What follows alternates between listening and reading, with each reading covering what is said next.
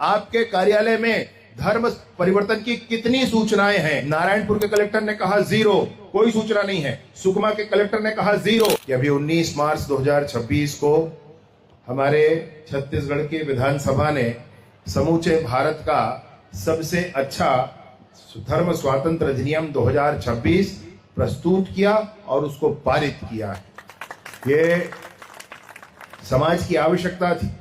आवश्यकता समाज की ऐसी थी कि 1968 का एक धर्म स्वातंत्र अधिनियम लागू है छत्तीसगढ़ में अभी 1968 का, और जो 1968 का धर्म स्वातंत्र अधिनियम लागू है उसमें धर्म परिवर्तन करने के उपरांत प्रशासन को सूचना देनी होती।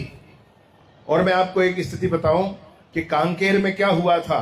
कांकेर में अभी आमाबेड़ा में एक बड़ी घटना हुई थी, हम सबको ध्यान है कितना वहां विवाद हुआ था गांव वालों के बीच में।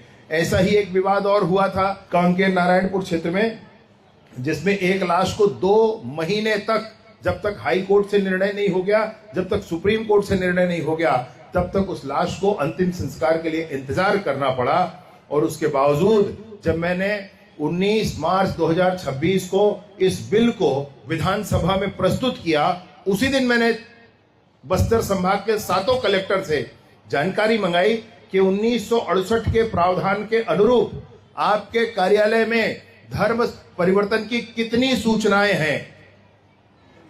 तो कांकेर के कलेक्टर ने कहा कि 0, कोई सूचना नहीं है। नारायणपुर के कलेक्टर ने कहा 0, कोई सूचना नहीं है। सुकमा के कलेक्टर ने कहा 0, कोई सूचना नहीं है। बीजापुर के कलेक्टर ने कहा 0, कोई सूचना नहीं है। कोंडागांव के कलेक्टर ने कहा 0, कोई सूचना नहीं। जहां इतने विवाद इस कारण से हो रहे हो और उसकी एक सूचना ना हो, तो उस एक्ट में कितनी ताकत बच गई है ये हम समझ सकते हैं। और इसलिए जब बार बार समाज के बीच उठने वाला संघर्ष प्रशासन तक पहुंचता है और बार बार समाज के बीच उठने वाला संघर्ष न्यायालय तक पहुंचता है, तो नए विधिक प्रावधानों की जरूरत होती है, ये हम समझते हैं। और इसलिए भारतीय जनता पार्टी के सरकार ने 19 मार्च को नया धर्म स्वातंत्र अधिनियम लेकर हम आए, पारित भी हुआ है और जल्द ही उसके नियम बना करके उसको नोटिफाई भी कराया जाएगा, उसको लागू भी किया जाएगा। लागू होने के बाद बहुत सारे ऐसे प्रावधान हैं जिसकी आवश्यकता हमको भूमि पर महसूस होती है, वो सारे प्रावधान इसमें मिलेंगे।